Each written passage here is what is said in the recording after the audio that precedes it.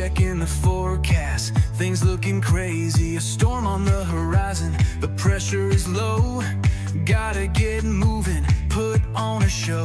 The news is all buzzing, state of alert, but we've got a plan, we're ready to work. Emergency Management Associates, we're here for the crisis, we're here for the face. From the first sign of trouble to the all clear sign, we're on the front lines, we're one of a kind. Emergency Management Associates, we're the calm in the chaos, we're opening gates, connecting the dots and making the calls. We're picking you up when you're starting to fall.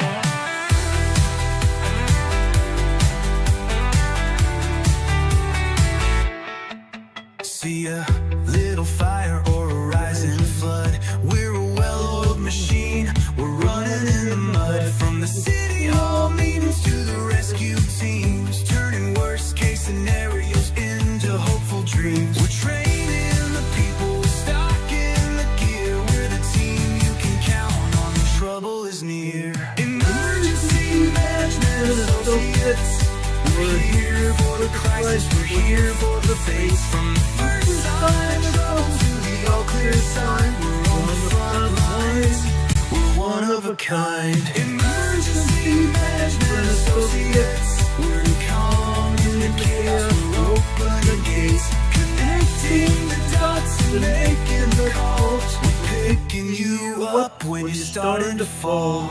It's more than a job, it's a calling you see. Prepared for the present and what's yet to be.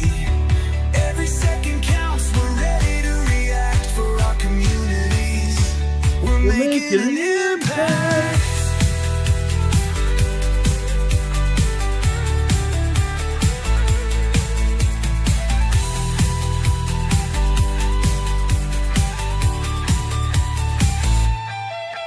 Emergency Management Associates, we're here for the crisis, we're here for the face. From the first sign of trouble to the all clear sign, we're on the front lines, we're one of a kind. Emergency Management Associates, we're the calm in the chaos, we're opening gates, connecting the dots and making the calls. We're picking you up when you're starting to fall.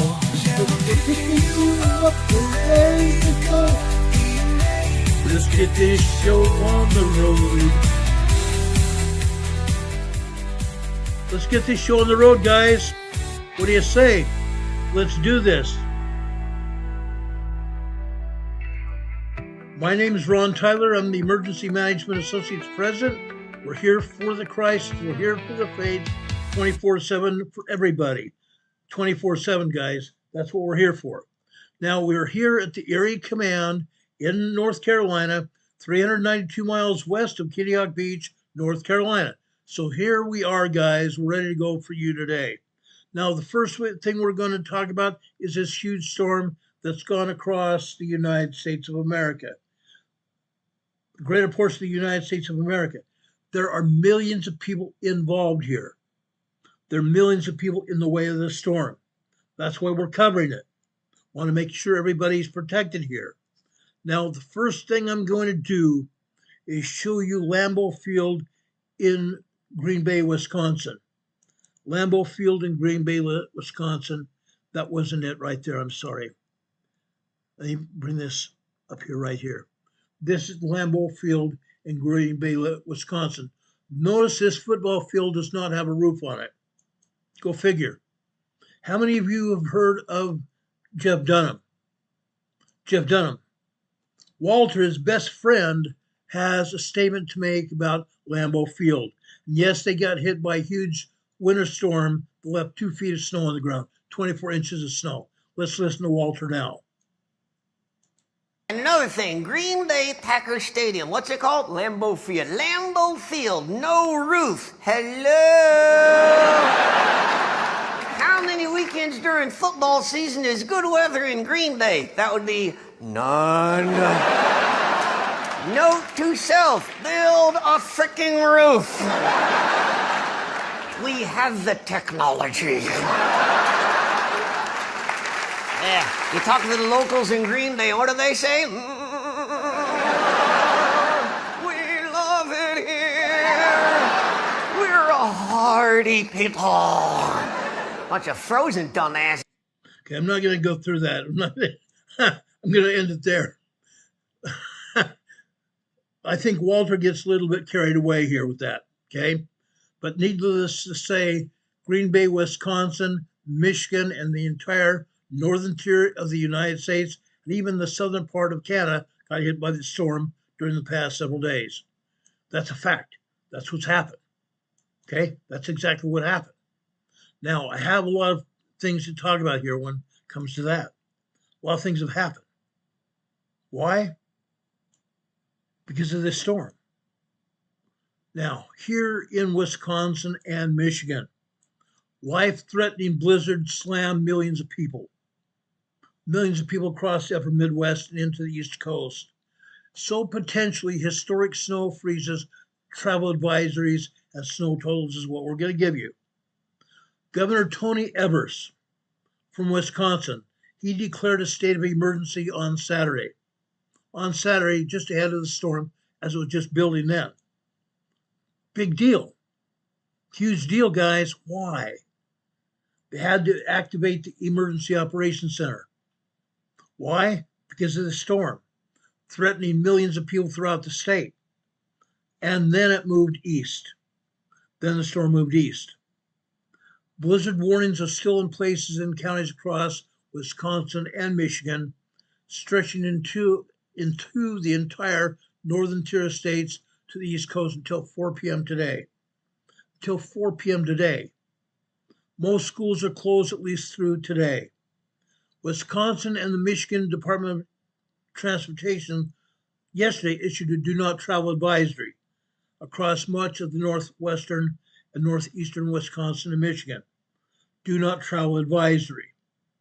Weather conditions have worsened to a critical level across northern tier states, with many impassable roads and highways. More than 2 feet of snow has fallen in Wisconsin and Michigan, as even going on into the East Coast today. More than 2 feet of snow have fallen since Sunday, with potential historic accumulations expected on the northern part of the peninsula of Michigan. Incredible, isn't it? It really is. Milwaukee County Executive David Crowley declared a snow emergency on Monday today. All non-essential county departments will be closed for the safety of staff. Milwaukee County Courthouse, Ville Phillips Youth and Family Justice Center, Milwaukee County Zoo has also been closed. Blizzard conditions exist in areas of northeastern Nebraska. Do not attempt to travel in a blizzard, or as visibility can be drastically reduced and conditions are worsening as we go through the day. Life-threatening situation is unfolding as a monstrous blizzard, literally a monstrous blizzard, is rapidly intensifying and unleashing feet of snow across Michigan, Wisconsin, going into Illinois, Indiana, Ohio River Valley, and further to the east. Vicious wind gusts up to 60 miles per hour. 60 miles per hour across the upper Midwest and the Great Lakes states. Then that storm actually charged into the East Coast today. More than 129,000 customers are without power in Michigan alone. Monday afternoon, with the greatest outages reported across northern Michigan, and they're beginning to mount across the upper peninsula, Spalding, Michigan has recorded 26 inches of snow. Spalding, Michigan has recorded 26 inches of snow since this thing started, since Sunday. Parts of northern Michigan are within a ice storm warning region. Parts of northern Michigan are within an ice storm warning region. They recorded more than a quarter of an inch of ice accretion. Quarter of an inch of ice. Remember several weeks ago when we had a huge ice accumulation totaling about 1 inch of ice here in Northern Carolina? Huge problem.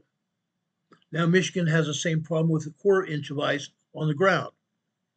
That's heavy enough to down trees and power lines. This comes just days before when they had hot 80-degree temperatures there and tornado warnings. Just several days ago, they had 80-degree temperatures in Michigan. Now they're having major snowstorm, blizzard conditions, and cold weather advisories. Widespread life-threatening travel conditions are expected across the region through tonight. That's a big deal. People's lives are in danger here. That's why we're talking about this. That's exactly why we're talking about this. The blizzard warning crosses Michigan or Minnesota into Michigan, Des Moines, Iowa, down into Illinois, including Peoria and Chicago, up into Green Bay, Battle Creek, Michigan, Alpena, up into Canada as well, through Great Lakes region, Quebec, Canada included, Cleveland, Ohio, State College area. This area is under huge weather advisory, huge winter weather alert advisory through the end of today. Okay? Want everybody to understand what's actually going on. Air-ground travel is ground to a screeching halt. Air-ground travel is ground to a screeching halt. Flights have been canceled. Some flights across the United States have been delayed until they can get planes in the air in these isolated areas of the United States. Huge deal. Huge, huge deal. Okay? 2,600 flights have been canceled nationwide. This major winter storm that's been crossing the United States is sprawling into the East Coast with severe weather system canceling those flights. The center of the storm is expected to slowly move into the southeastern Canada throughout the day. As we were coming on the air, Rich Quake was reporting the thunderstorms moved into Nova Scotia, Canada. Incredible. Totally incredible. The center of the storm is combined, sprawling across the entire country, and both countries combined. Crazy, huh? It really is.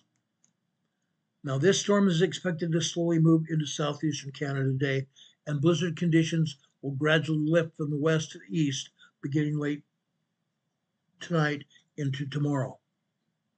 Winter cold winds are still blowing. Winter cold winds are still blowing out there, out of the northwest. They're going to continue to move in and trigger intense lake effect snow in the upper peninsula of Michigan, over into Wisconsin as well, across Illinois, over into Indiana, and over into Ohio. Okay? The whole area is going to get nailed. Get nailed.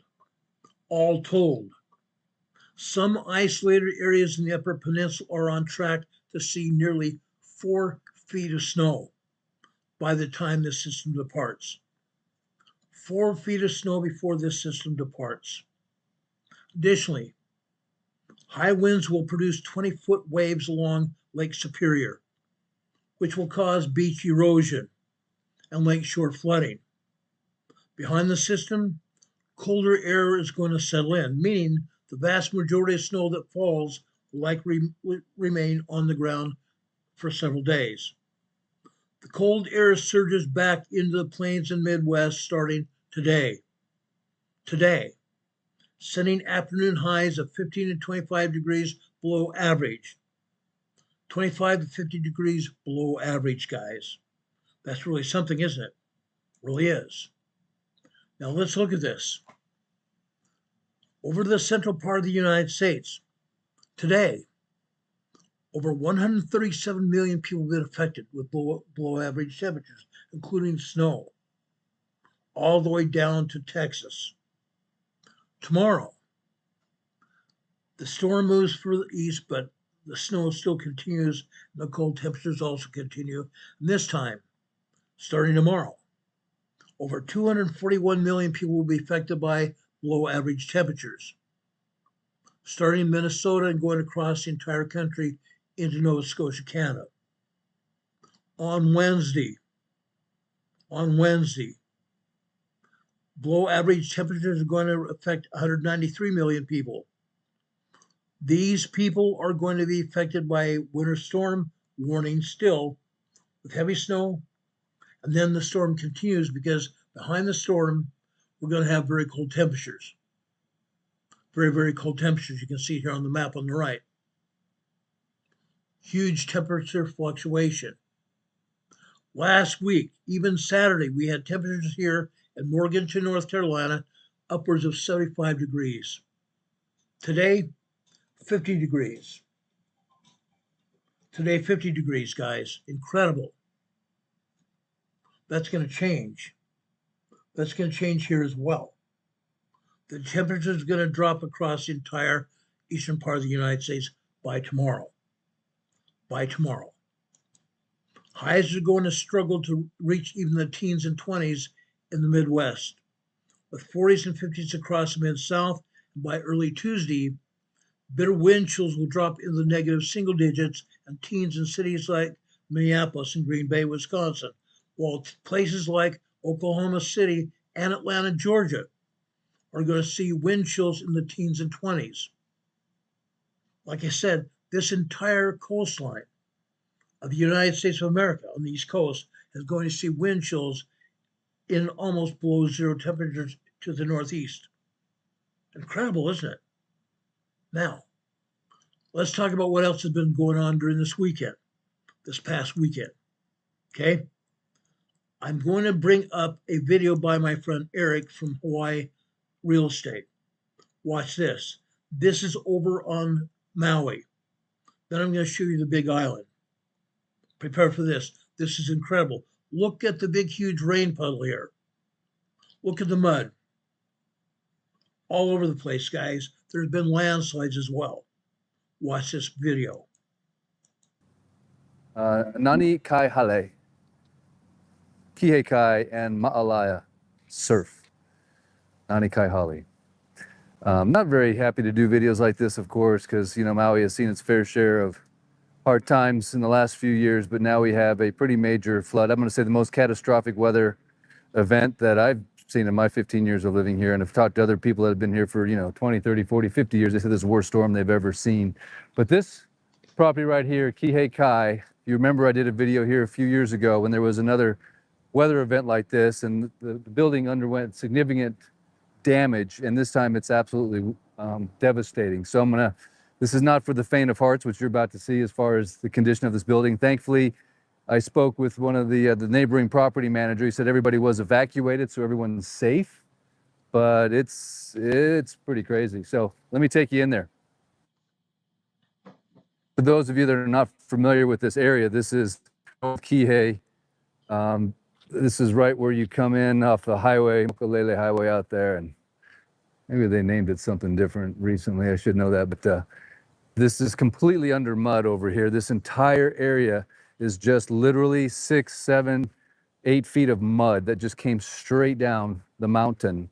And ultimately, the reason why, and I think I might have said this a few years ago, the reason why Kihei Kai takes the brunt is because Ma'alaya Surf has got a very thick wall that was built in 1990, is what I was told by the manager, protects it from the flood, even though 5 feet of mud, I was told, was going over a section of that wall.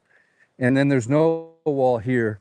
And then, of course, the neighboring property, Nani Kaihale, has a wall. Not as robust as Ma'alaya Surf, but you can see there's nothing protecting this property. There's no wall. So literally everything is just getting funneled right into this property. It would make me curious if they've ever put in for a permit to build some type of a wall prevent, something to keep this from happening, because it's just horrible. So you can see the power of this storm, and this water coming through here, and this mud lifted this entire dumpster up. And trust me, this is as good as it's gonna. The storm. Before you buy the natural. Hold on a second. Can't let this commercial go.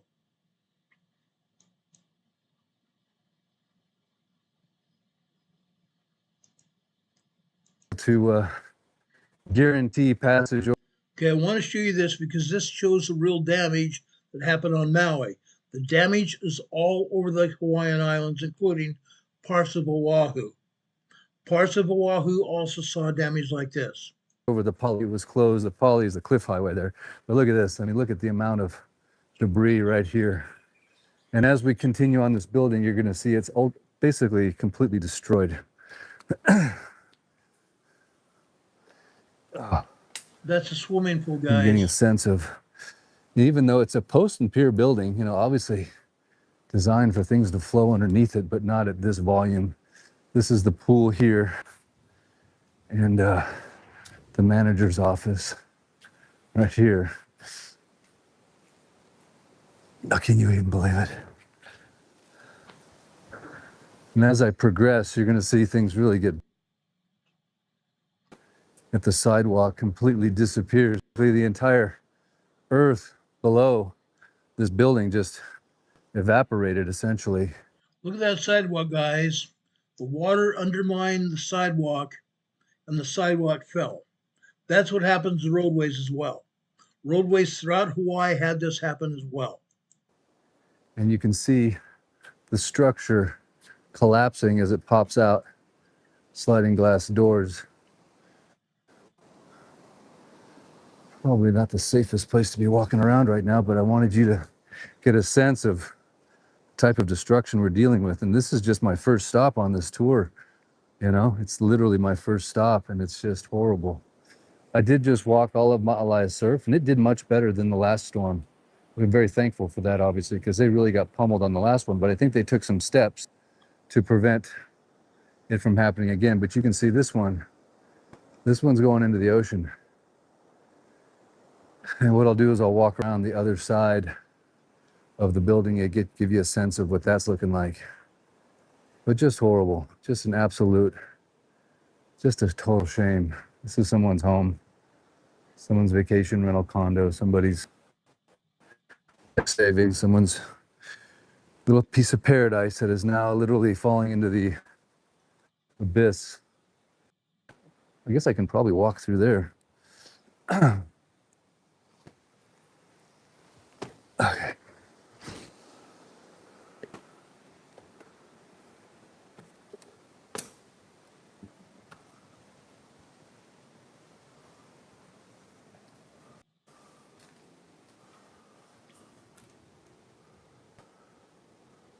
Wow.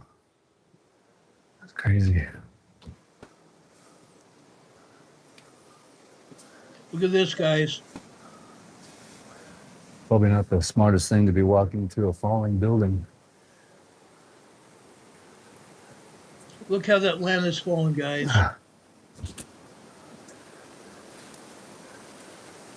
Again, on this side, you can see this sidewalk is completely destroyed. Wow. I don't know if you're able.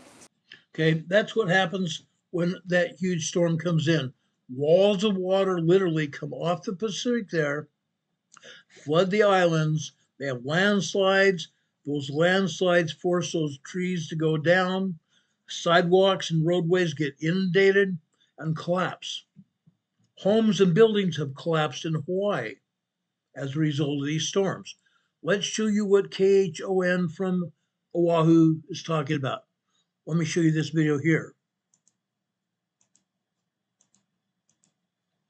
This one's only just over 2 minutes. On the Big Island, county officials say cleanup is underway after some areas saw over 20 inches of rain overnight. The Hawaii County Mayor says the west side is the most impacted. Bryce Moore continues our coverage.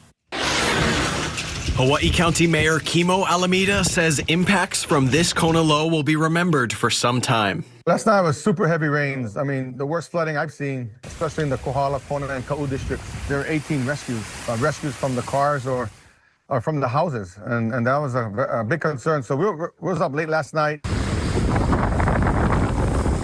Some businesses in Kailua Kona sustaining heavy damage to their roof. Mayor Alameda says it'll take till midweek to have a full account of all storm impacts. Crews are out there as we speak, both county and state, and they're doing their assessments right now. So tomorrow, I'm directing county to work as usual, so business as usual tomorrow. The Department of Transportation says crews have done a tremendous job of clearing roadways, but drivers should still keep their guard up behind the wheel. We should be going out, doing what you need to do, but drive with caution. There's going to be some potential holdovers from the storm. There may be areas where the slopes might be softened a bit, and we might see some debris on the roadway. So drive with caution. Everybody should know that we don't know all the full impacts of this storm yet. That was a lot of water in a short amount of time. And while it was a rough night for the Big Island, Alameda says he's thankful there were no reports of any injuries or deaths. Fortunately, this morning things start to settle down, and we're going to spend. Again, look at the roadway here. It was completely undermined here. The rest of the afternoon kind of getting an assessment of how much damage, and then tomorrow get a better understanding of the damage around the island. Bryce Moore, KHON2 News, working for home. Unreal, guys. I want to show you that. A couple other friends who are creators here on YouTube showed you information about the storm on Hawaii, but I want to show you what happened here. Nobody's shown this damage here at all. The resort areas have been heavily damaged. The residential areas have had heavy damage. The highways and the byways, both the main Interstate 1 over there on the Big Island have been damaged. Interstate 1 over on Oahu have been damaged. Huge damage all over the islands, guys. Not as much on Oahu as the other islands, but Oahu also sustained damage. Okay?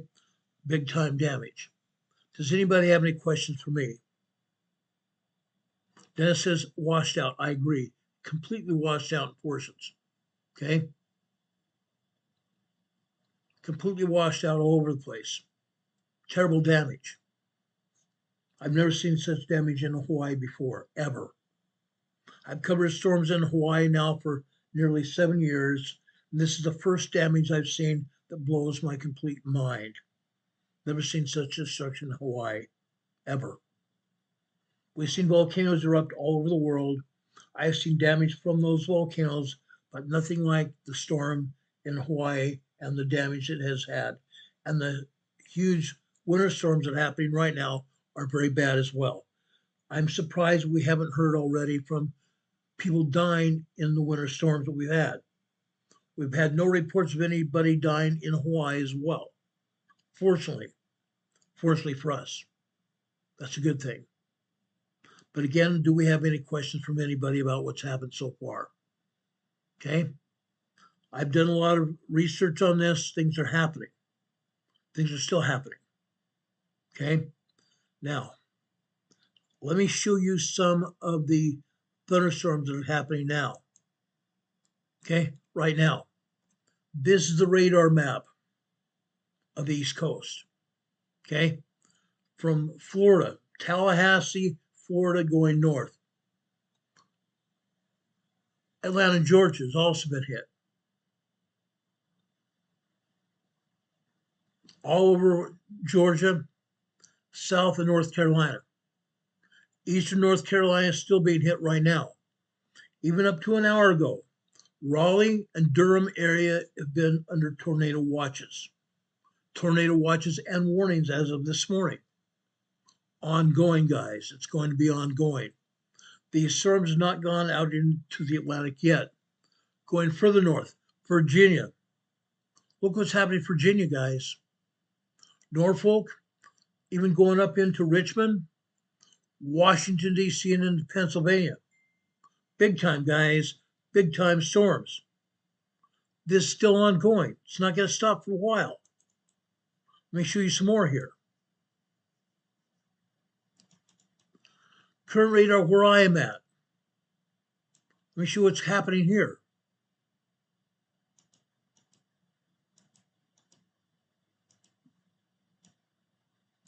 Okay. The red dot is where I'm at. These storms have moved out and further north and south of where I'm at. Right smack dab in the middle of it. All of these storms are moving to the east. Yes, we still have cloudy conditions right now as I speak. Wish I could turn my camera, but I can't right now. Still have very cloudy conditions, and there is still a possibility of a thunderstorm moving through where we're at. But this isn't all, guys. There's more. Let me show you some more here.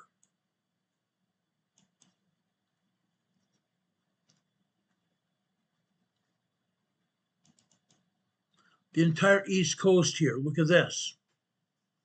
Okay. Looking here from Ohio. Looking here from Ohio. Going up Blue Ridge Mountains where I live.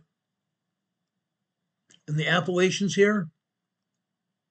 Again, through Virginia, Washington, D.C., New York, Connecticut. New Jersey has also been hard hit today. Alba, New York has also been hard hit. Okay, they've had a lot of snow, lots and lots of snow. Going up into Massachusetts, Rhode Island area. They're also been hit with snow and thunderstorms. But going north, they got hit pretty bad. They got hit very bad. Now they're getting heavy snow. They're getting hit heavy snow. Blizzard conditions up in Maine and Maryland. Maine and Maryland are getting heavily hit with blizzard conditions as we speak. Now, as I said before, this storm is moving into Canada, moving up into Nova Scotia, Canada, guys. Let me show you another slide here.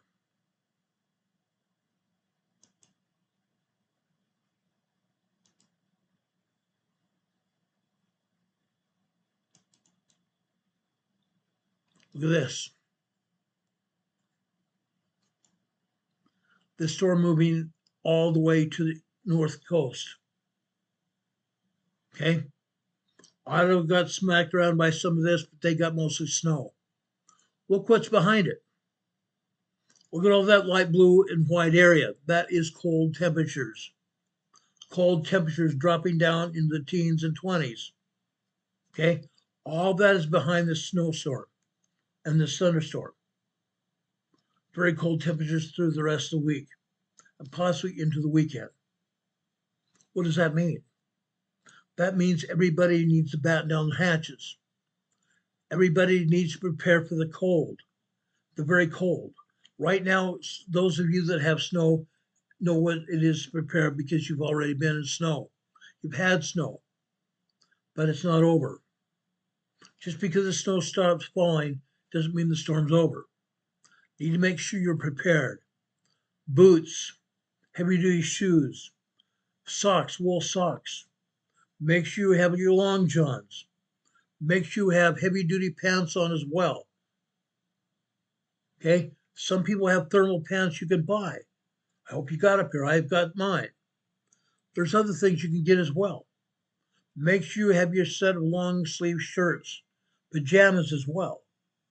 Make sure you have heavy jackets and hats to protect your head. Make sure you have gloves as well. Those of you who are elderly, I don't want to see you shoveling snow. I don't want to see you shoveling snow. Get your kids or your neighbors or someone else to help you.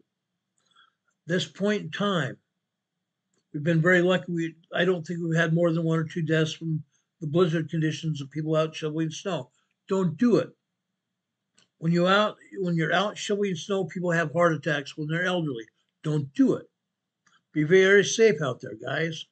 Be very safe. Be cautious. Take care of yourselves. This is going to be a mean storm. And it's not going to stop because, again, I say the cold temperatures are right behind it. They're going to be hitting us all the rest of this week. Okay? Down in the teens and 20s. Some cases even lower than that. Down below 0 temperatures. Fahrenheit and Celsius. Be prepared, guys. It's not going to be pretty at all. Not at all. Now let's go over and take a look at earthquakes real quick. I'm not going to have a long program tonight. I assure you, I'm not going to have a long program at all tonight. Let's take a look at earthquakes now. Okay? I'm going to bring up the USGS map here.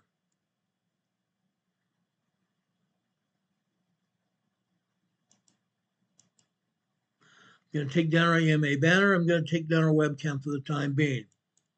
Okay. I want to show you these earthquakes. This is important. As you can see, we have a lot of 5.0 large earthquakes, literally all over the map. Okay. Let's start down in the South Pacific. I'd like to start talking about South Pacific here. Down here south of New Zealand, in the Bellany Islands here. Okay. Today we had another 5.4 very large earthquake, and it's a 5.4. It's not a very large, but I consider it a very large earthquake because of where it's at. It's down here on the Antarctic Ridge, the southern Antarctic Ridge here. Large earthquake.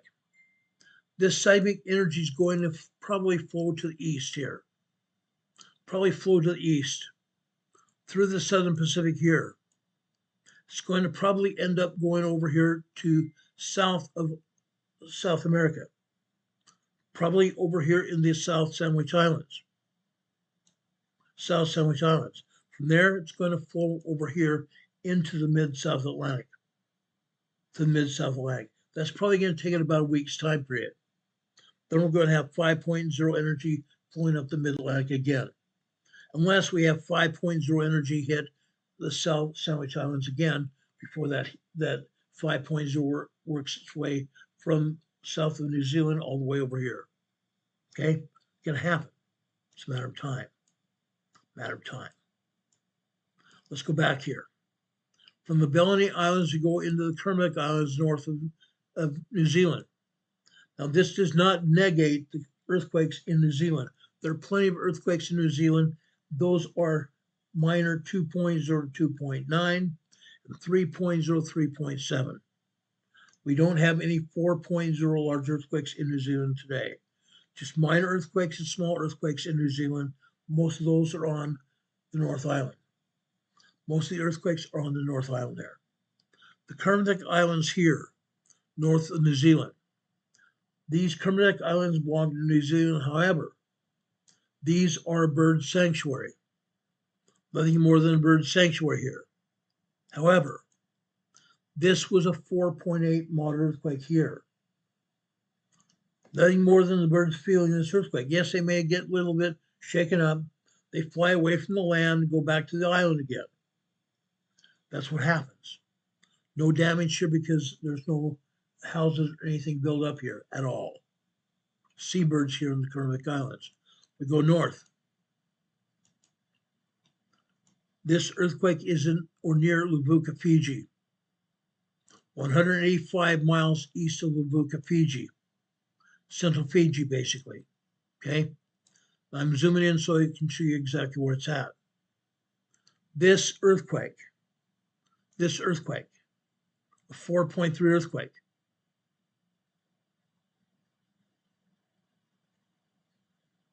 I think you need to be concerned about it.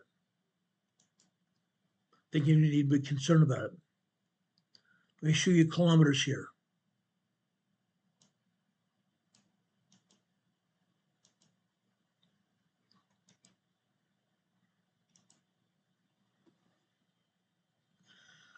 Guys, this is 588 kilometers deep. This is a deep earthquake. A deep earthquake, guys. What does that mean? This 4.3 earthquake is going to propagate a larger shell earthquake within the next 3 to 10 days. 3 to 10 days. That's still a big deal. Let's bring up our depth to magnitude convergence chart. Our depth to magnitude convergence chart. Okay? Let's take down the USGS map for a minute. Let's look at 588 kilometers deep. Down here on the second column to the left at the bottom. Let's look at 590. We have to add a 1.18 to this magnitude of this earthquake. 1.18 to the magnitude of this earthquake. This was a 5.3 earthquake, or 4.3 earthquake, guys. 4.3 earthquake. We're going to add a 1.18 to this earthquake. 4.3 is going to make it a 5.4 to 5.5 earthquake that's going to hit somewhere in this region within the next 3 to 10 days. A 5.4 to 5.5 earthquake is going to hit somewhere in this region within the next 3 to 10 days. It's going to hit either over here to the north, over here in Tonga, Samoa region, or say here in Fiji area, or could drop furthest to the southwest over here to Legacy Islands near New Caledonia, or it could go over here into Vanuatu, over here to Vanuatu, or it could go further west over here into the Solomon Islands, or even further west over here to Papua New Guinea. That's what happens occasionally. Okay, that's what's going to happen now. We're going to get a 5.4 to 5.5 earthquake sometime in the next 3 to 10 days here in this region. Okay, now since we're already over here in Papua, Indonesia, this is a 4.9 5.0 earthquake. 4.9 5.0 earthquake here in Papua, Indonesia. This earthquake, guys, has a foreshock. This is a 4.4 foreshock. Moderate 4.4 earthquake foreshock. Okay? Now,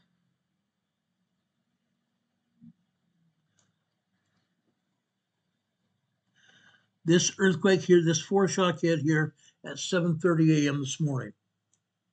7:30 a.m. this morning. This 4.9 5.0,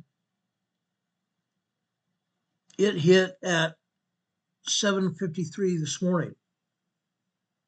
7:53 this morning, about a half hour later. Okay, 5.0. Let's zoom in here. Okay, large earthquake hits. There are people living all over this region, literally all over this region. No, I don't show any villages or towns anywhere near this earthquake. However, the bedrock of this region echoes seismic waves all throughout this region, all throughout Papua Indonesia and over into Papua New Guinea as well. People living anywhere near here felt this earthquake. They felt this earthquake.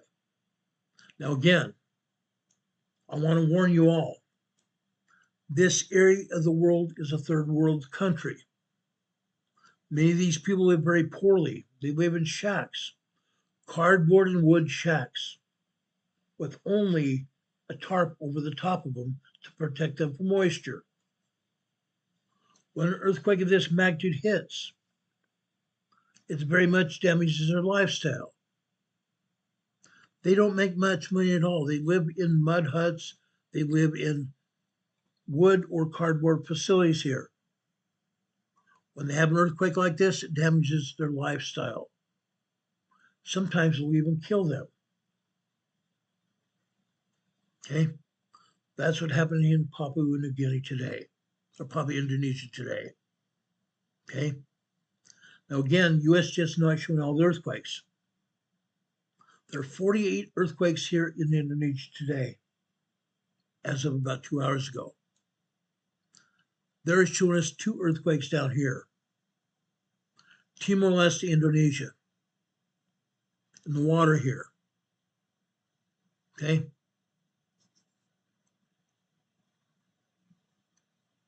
The ocean water here absorbed the shockwaves of this quake. It's a 4.7 water earthquake. Nobody even on any land masses felt this earthquake. The ocean waters absorbed the shockwaves of this quake. Let's move further over here to the west. Eastern Java. This is another 4.9 5.0 earthquake here in East Java. This is just south of the island. Nobody felt this earthquake either. This is 86 kilometers south-southwest of Dombu, Indonesia, in the water, in the Indian Ocean. Nobody felt this earthquake. The ocean waters absorbed shockwaves from the quake. There are dozens and dozens of other earthquakes here. 48 earthquakes throughout Indonesia.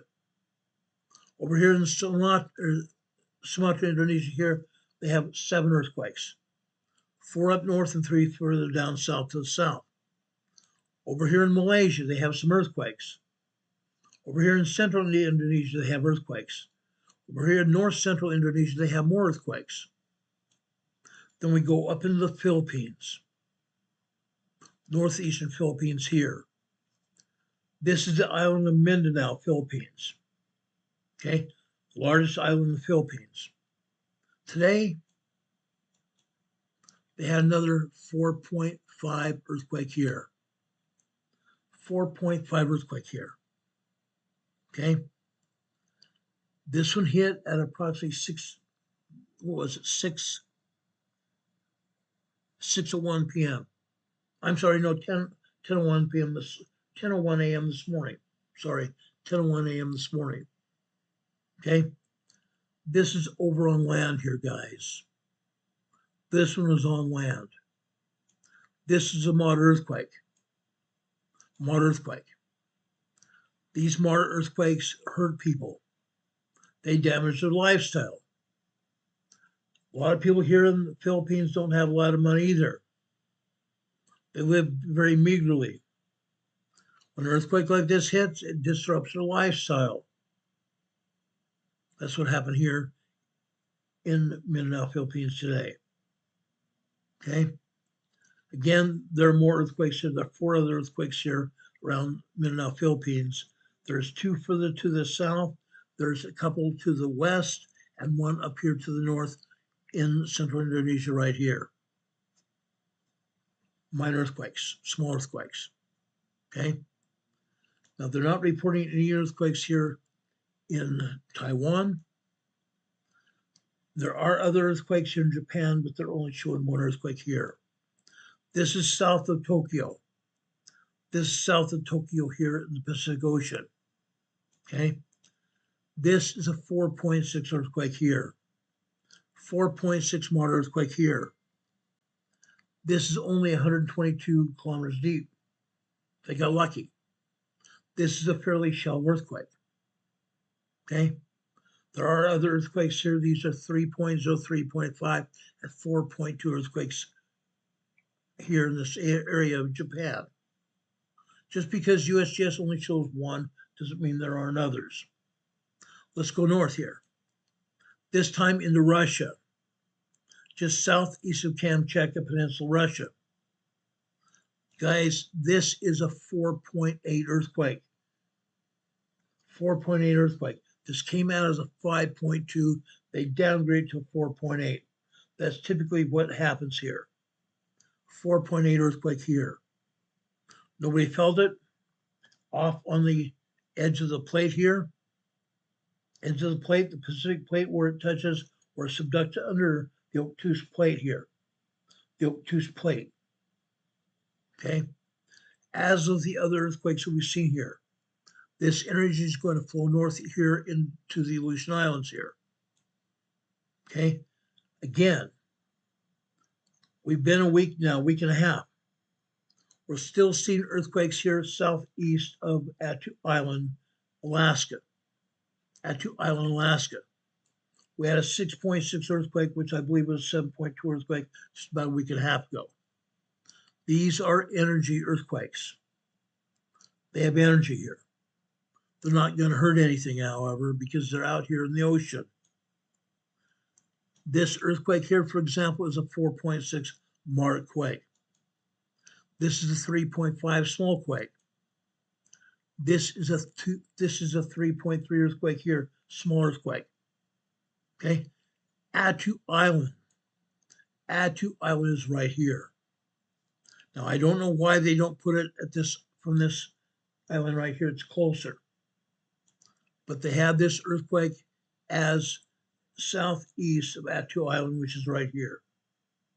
Okay. Earthquakes are going to continue to happen here. Why? Because this was a very large, possibly even a 7.2 major quake. Okay. I believe it was a 7.2 earthquake. I have documentation to prove it. Okay. That's what happens here. Okay. That's what happens. Now,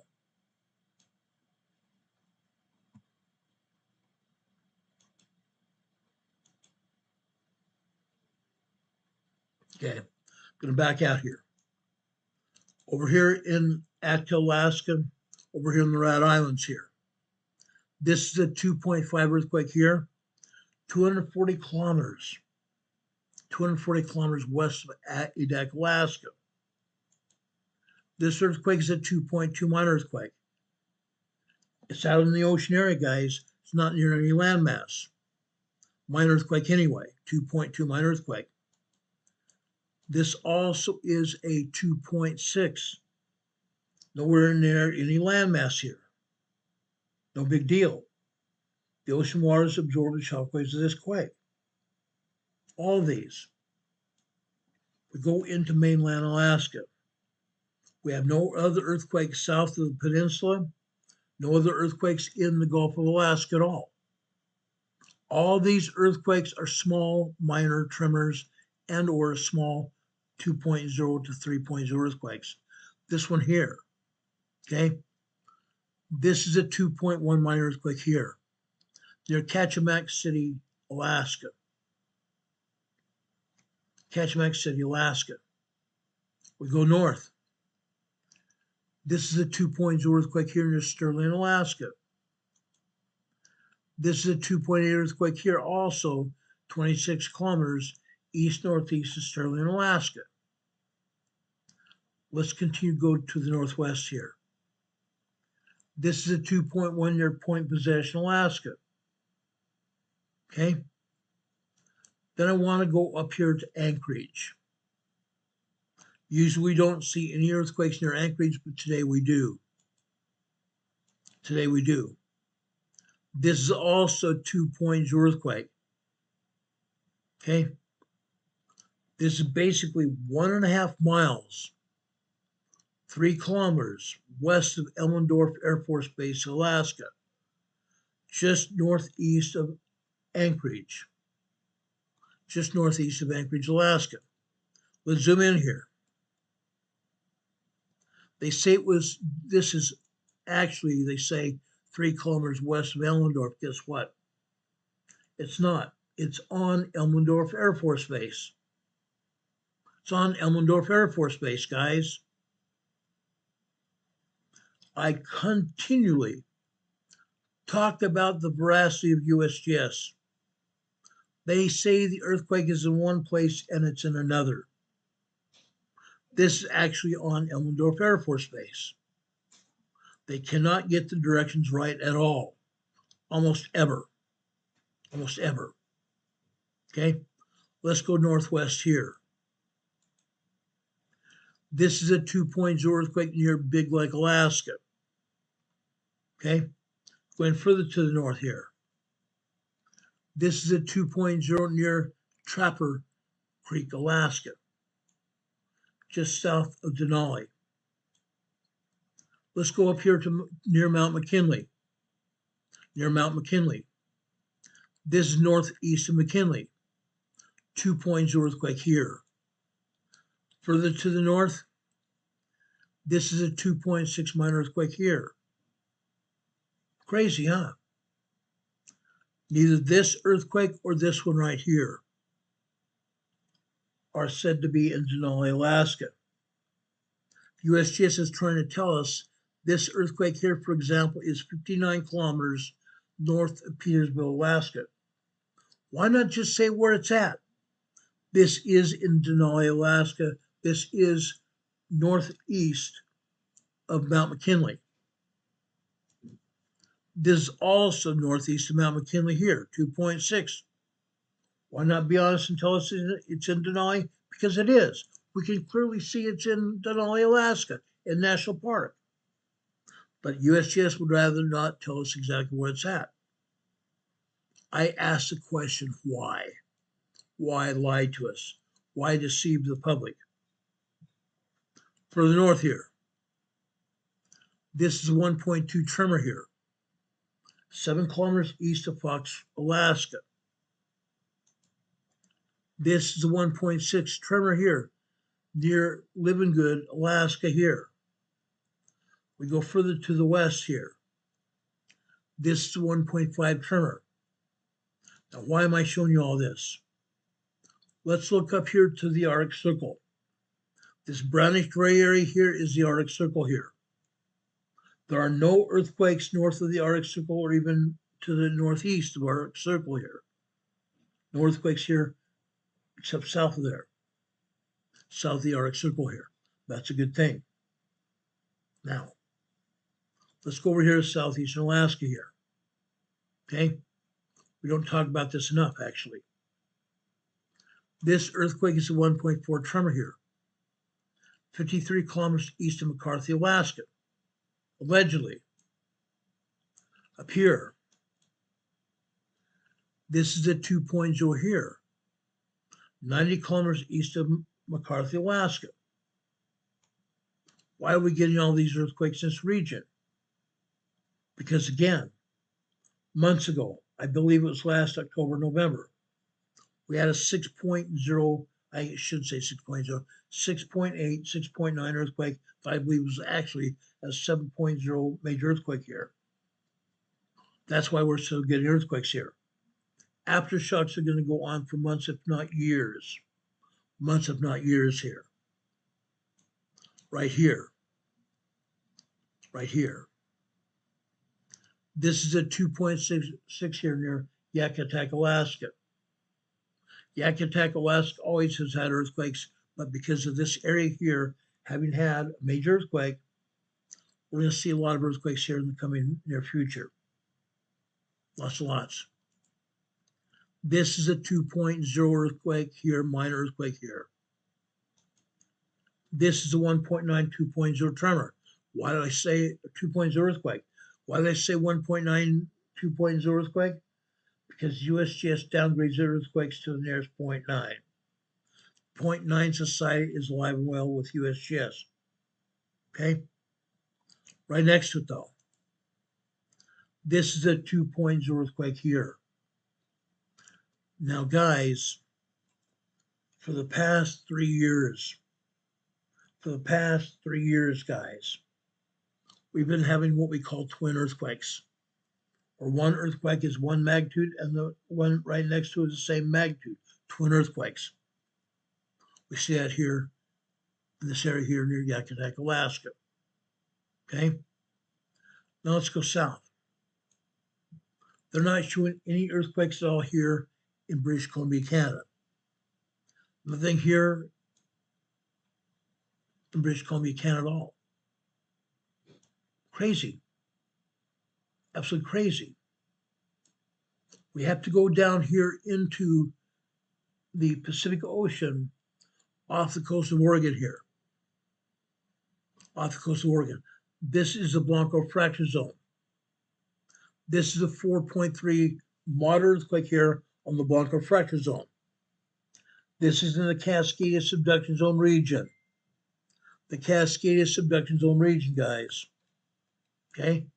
We've seen 5.0 earthquakes in the same location during the last year. I believe we've had several 5.0, 5.3 earthquakes in the same location during the past year.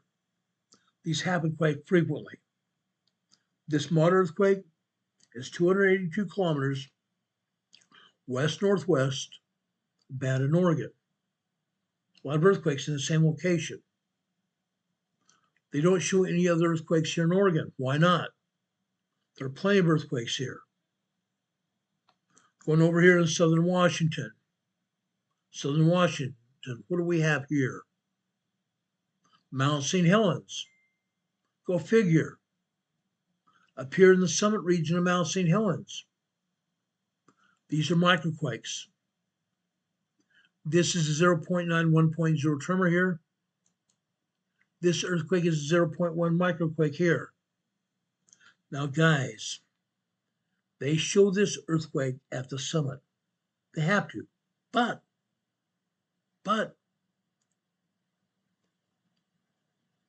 this earthquake was 1.3 miles deep.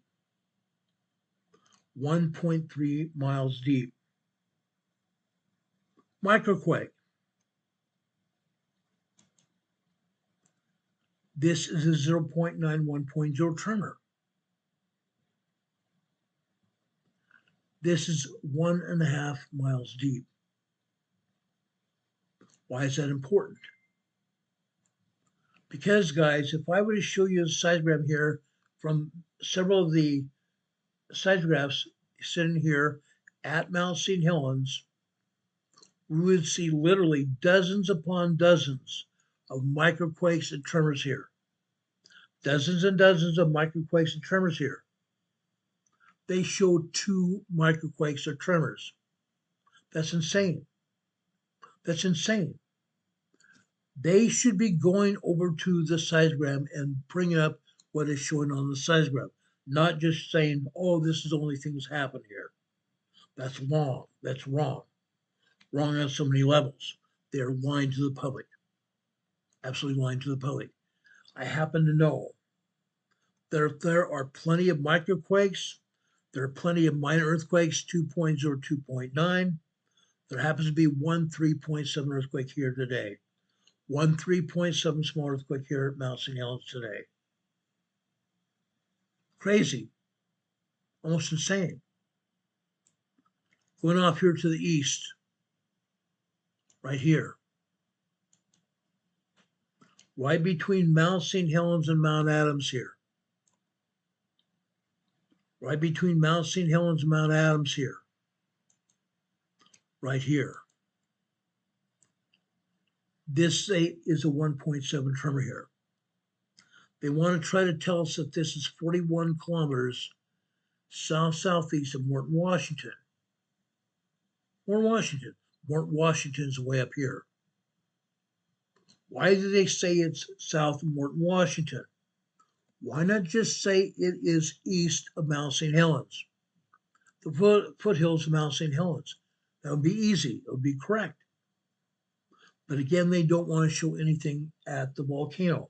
They're not even showing these earthquakes at the volcano either. None of them. None of them. These 2 earthquakes are located near Amboy, Washington, but they're really inside Mount St. Helens. Unreal. Unreal. They don't want to identify the volcanoes having activity at all. They don't want to admit there's something's going on at the volcanoes. Never. Never. Right here.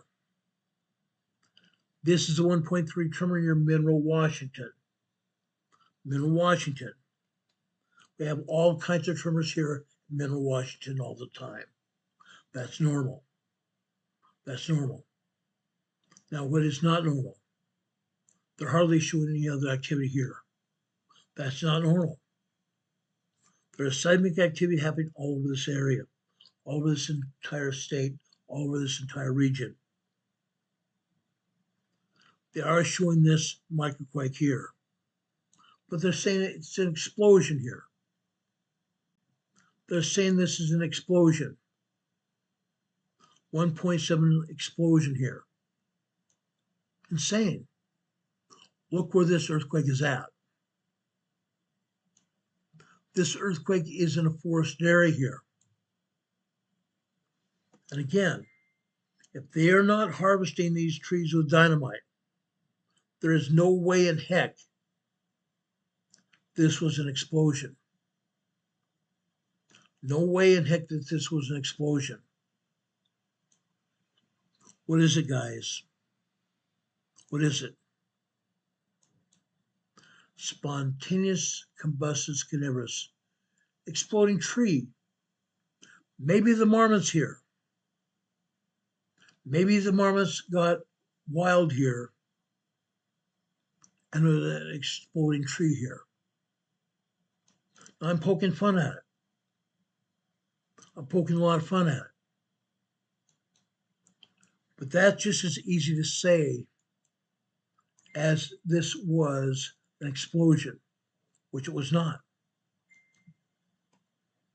No way in heck was this an explosion at all.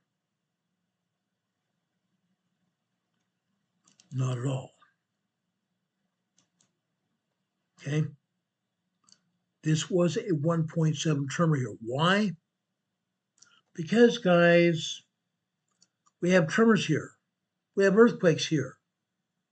Due to the Cascadia subduction zone. due to this cascaded subduction zone. We talked about it before. Okay?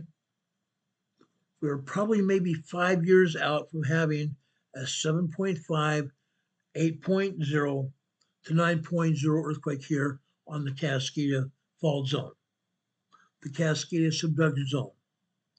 Possibly as strong as a 10.0 earthquake. 10.0 earthquake here. Okay? Not in this location, but out here to the west. Out here to the west, offshore. That 10.0 earthquake is going to be in this region right here. Offshore from the Seattle Tacoma area. 9.0, 10.0 earthquake here. It's going to happen. It's a matter of time. Matter of time. Okay? Now going to the south. Down here in the southern Cascade subduction zone region. Right here. This is the northern San Andreas Fault here. Northern San Andreas Fault. Guys, this is a 2.8 earthquake here. Minor 2.8 earthquake here on the northern San Andreas Fault. San Andreas Fault starts here, and it's here connecting with the Cascada subduction zone coming from the north. Cascada subduction zone connects with the Gorda Escarpment to the west and the San Andreas Fault to the south. The triple junction here. 2.8 earthquake here today. One other earthquake to the northeast here. To the northeast here.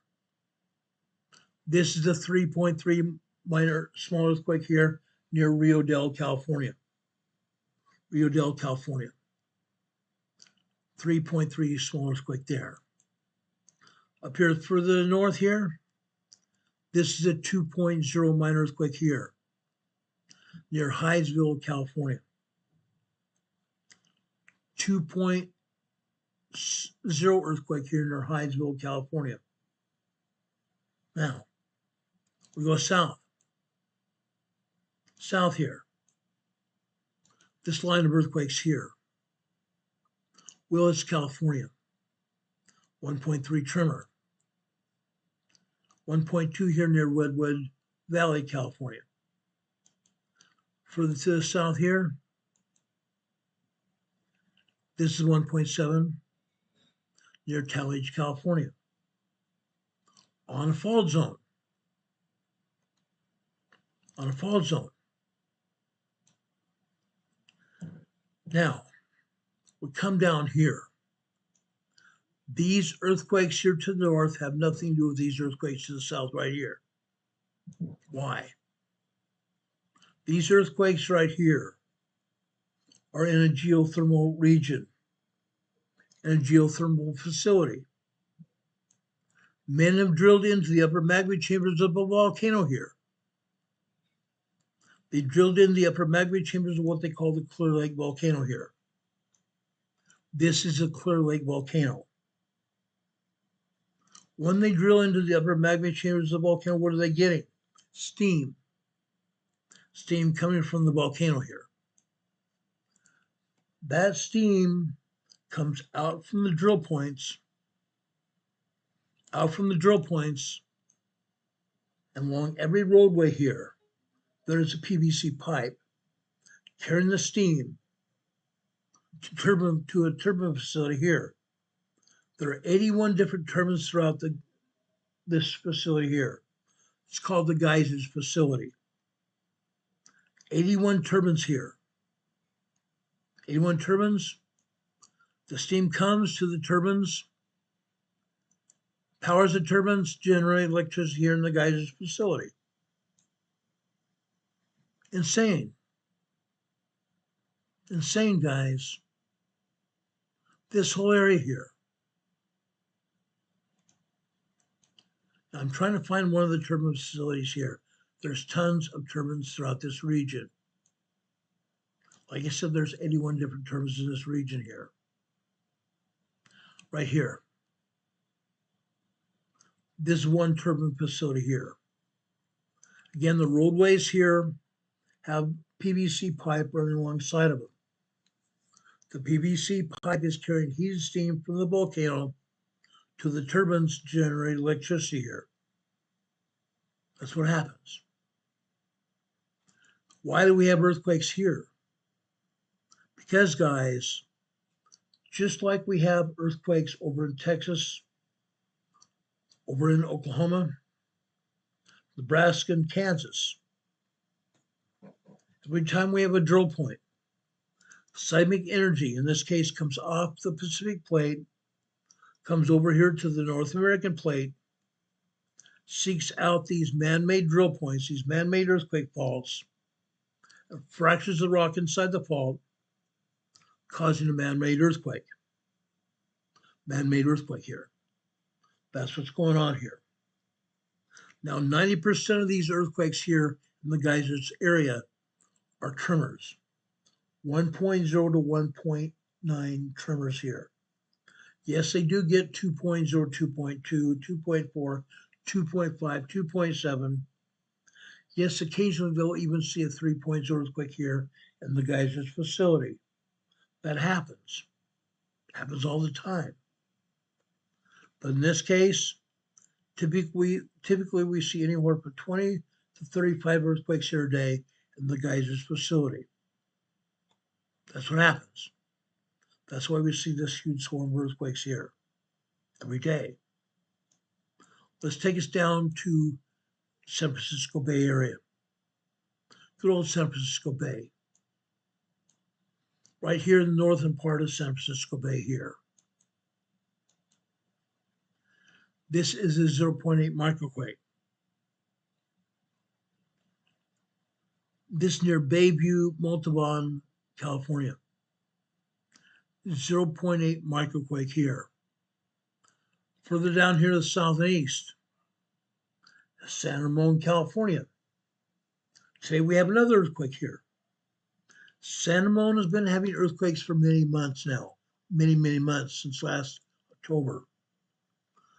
We've been having swarms, we've been having single earthquakes here. That's happening. That's happening. San Ramon is right between, literally right between the Haywood and also the Calaveras Fault to the east. Right between both those faults. Earthquakes happen here in San Ramon all the time. Out here to the southwest here. Also right near the San Andreas Fault here. Okay? This is 3 kilometers southeast of Pacifica, California, on the San Andreas Fault here. The San Andreas Fault. It's moving all the time. All the time. Now, let's go further south here. They're not showing hardly anything going on here on the San Andreas Fault except one place right here. Okay? Fairfield, California. Earthquake capital of not just California, but earthquake capital of the world. Fairfield, California. This is 1.7 tremor here. 1.7 tremor here. This is a 0.5 microquake.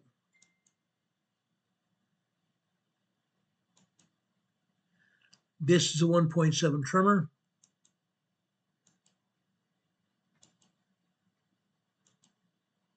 And this is 1.6 tremor.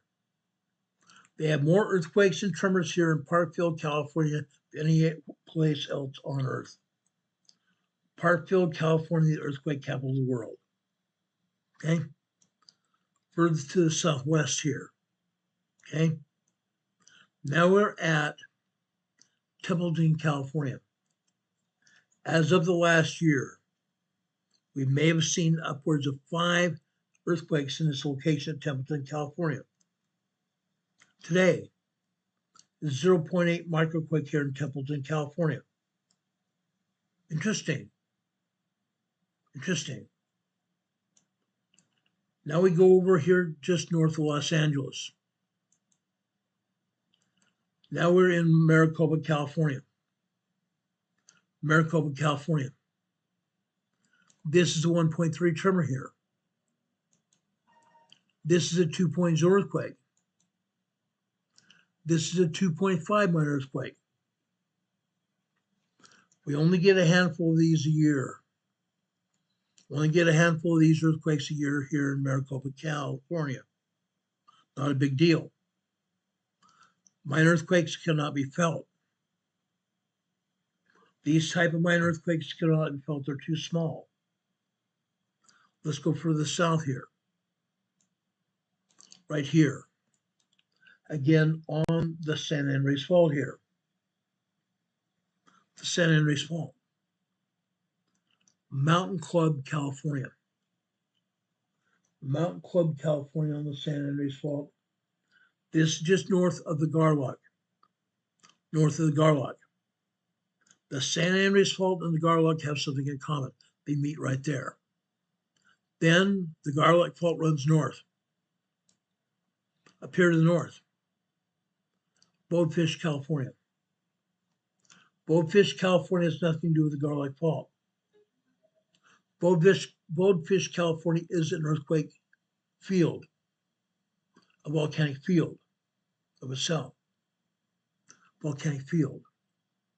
As a result, earthquakes here are because of volcanic action in this region. Then we go up here to Ridgecrest in Searles Valley. Yes, we have an earthquake here. Many times we have multiple earthquakes here. This is 0.6, this case, this north of Ridgecrest in Little Lake, California. 0.6 microquake here. Okay? Go back to LA. Look what they're not showing us here. Look what they're not showing us here. They're showing us one earthquake right there. Silver Lake, California. Silver Lake, California, just north of Los Angeles. 1.5 tremor. There are over 400 earthquakes a day here in Los Angeles. They show us one earthquake. They show us one earthquake. Orange County, 0.8 in Loma Linda, California. 0.9, 1.0 over here in Mentone, California. Calamasa, 0.4 microquake. What they are not telling us, they're not showing earthquakes here in Los Angeles at all. This is in San Jacinto, Orange County here, on the San Jacinto Fault. 0.8 microquake here. This is a quarry blast, suspiciously a quarry blast. Why do you think they're calling it a quarry blast? Let's check this out. Not often they're right at all. This time I think they're right. This is in a quarry, actually. This is actually in a quarry. USGS got this right for the second time this week. Second time in the past week. 1.4 quarry blast here. 8 kilometers, 4 miles southwest of Beaumont, California. Fabulous. They got something right. Okay. Further to the south here. San Jacinto again, 0.8 microquake here. And we have to go all the way into San Diego County for another earthquake. Interesting. Interesting. Anza Brigger Desert State Park, northeast San Diego County. That is a 0.4 microquake. This is a 1.0 tremor. This is 0.6 microquake here. This is 0.7 microquake. And this is another 0.4 microquake. Anza-Brega Desert State Park here in northeast San Diego County. Okay? Anza-Brega Desert State Park. Earthquakes here every day. Every day. Let's go down here into San Diego County here. Lake Henshaw. Northeast San Diego County here, northeast of Escondido, California here. That is 1.2 tremor. This is a 0.8 tremor or microquake. Another brand new earthquake right here. 0.7 microquake here, brand new. Just happened.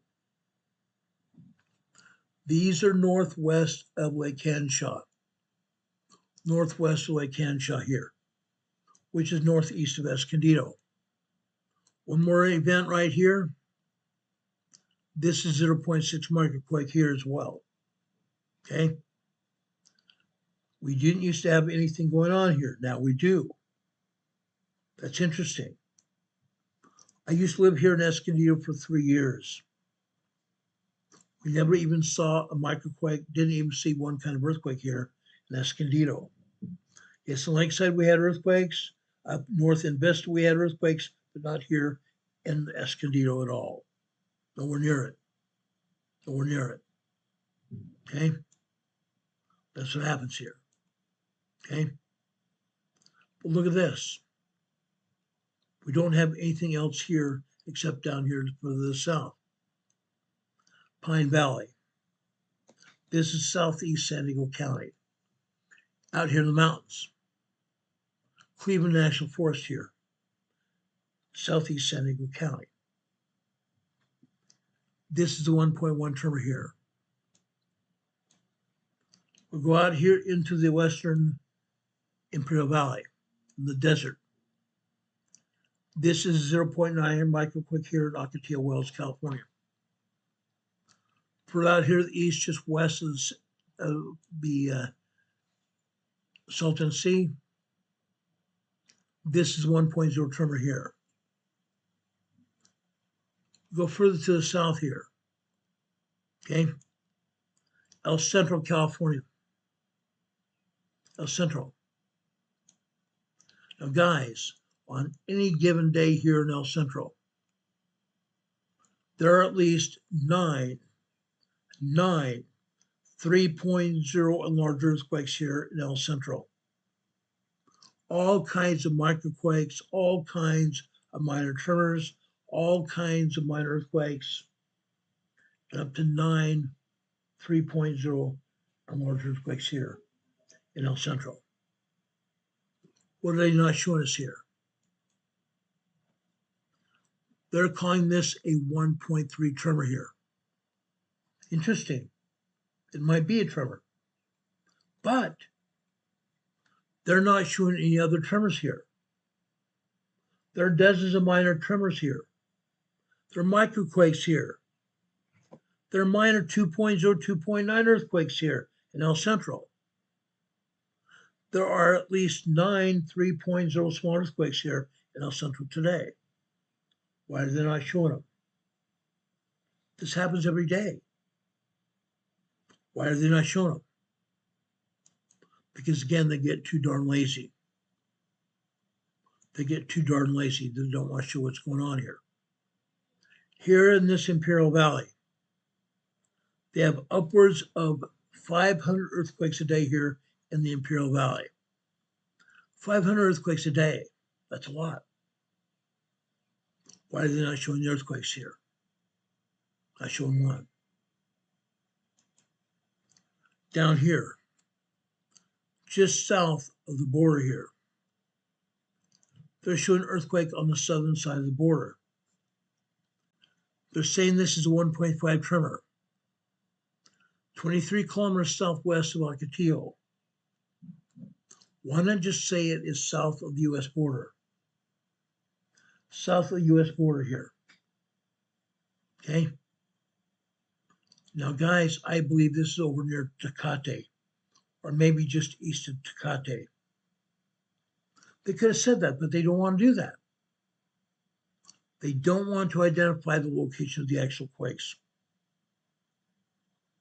Insane. Insane. Okay, guys, I've shown you quakes a little bit of everywhere. They have quakes in Greece. They have quakes in Italy.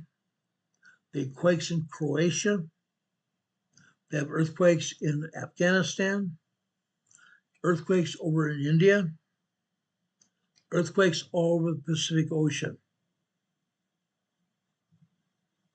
I've shown you most of them, not all of them, because USGS doesn't want to show them. Whatever the reason, we don't know. I'm tired of second guessing them. Don't want to do that. Do we have any questions about earthquakes or anything else? Do we have any questions about earthquakes or anything else now? Again, if you guys are in the stormy areas, they're going to continue for quite some time. The stormy season is just upon us. Okay? You guys are going to see snow, blowing snow. You're going to see blizzard conditions. If you don't see that, you're going to see thunderstorms and possibility of tornadoes as well. That's what happens this time of year. Be safe out there. Take care of each other. Love each other. The greatest thing we can do is love each other. Okay? Now, I want to leave you with an Easter message here. I want to leave you with an Easter message here. I want to show you this message of hope at Easter time. We're coming up on a time called Palm Sunday. Palm Sunday prior to Easter week. Our Heavenly Father loves us perfectly. Because of this love, He gave His only begotten Son that we might have everlasting life. As we focus during this Easter season on the life, ministry, and resurrection of Jesus Christ, let us remember that He is our perfect advocate and Redeemer. Because of His atoning sacrifice, we may experience immortality and eternal life hereafter, as well as His love, peace, and joy now. Jesus Christ broke the bands of death. As a result, every one of Heavenly Father's children will rise again in a perfected, resurrected body that will never die.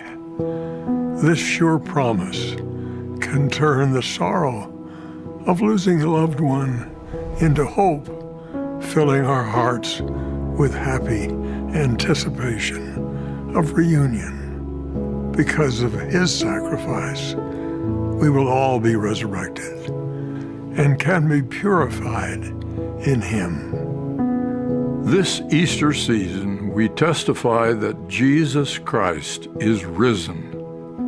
He lives. He is the way.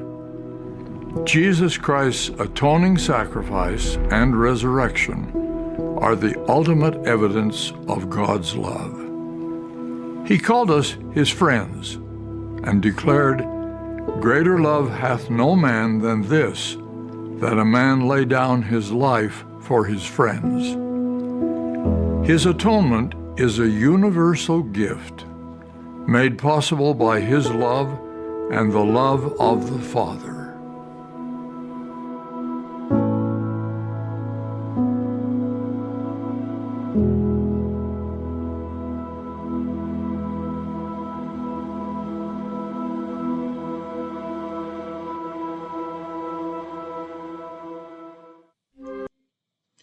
Guys, we've told you about Easter before. We're telling you about Easter again. I'm going to have an Easter message every day between now and Easter Sunday. And then on Easter Sunday, I'm going to have another message for all of us. I want us to worship Christ. I want us to get a testimony of Jesus Christ Himself. All of us deserve that. All of us can have that. May God bless each of us this Easter season. We may gain a stronger testimony of Jesus Christ in our own lives and in the lives of our family. My testimony is Jesus Christ lives. He hears and answers our prayers. He's our Redeemer, our King, our everlasting King. We love him.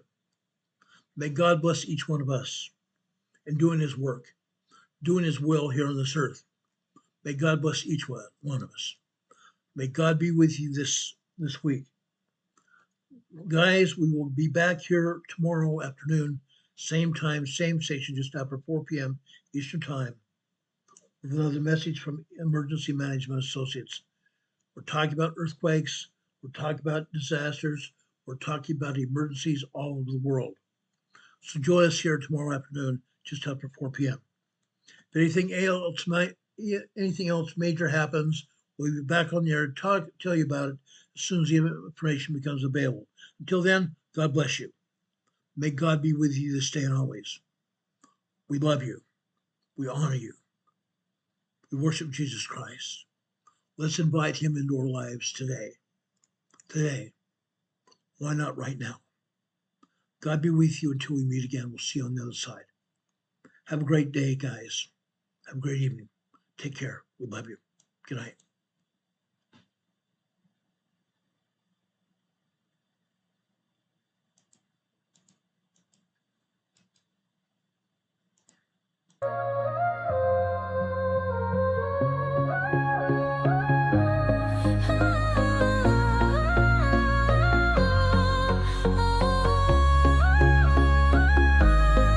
Here at Emergency Management Associates, we're dedicated and true, bringing you the essential knowledge, helping you see things through. From disaster preparedness to navigating recovery's embrace, we're here to guide you in every unpredictable time and place.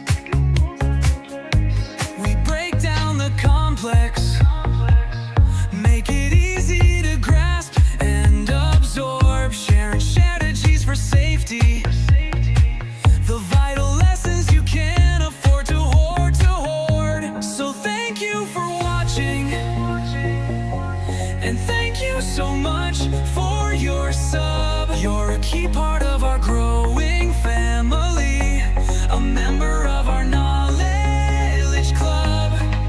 With every like, every share, and every comment you send our way, our critical message spreads further, helping more people every single day. Together we're stronger and more prepared. That's the truth we all abide. You help us build resilience with nowhere for uncertainty to hide. Your engagement truly inspires us. Your feedback acts as a guiding light, helping us continually grow and making our channel's future bright. We're always learning, always striving to be better, bring you the most up-to-date information, no matter the weather. Emergency Management Associates is here for you now and forever, it's true. Keep watching, keep learning, because we truly appreciate all that you do. Thank you.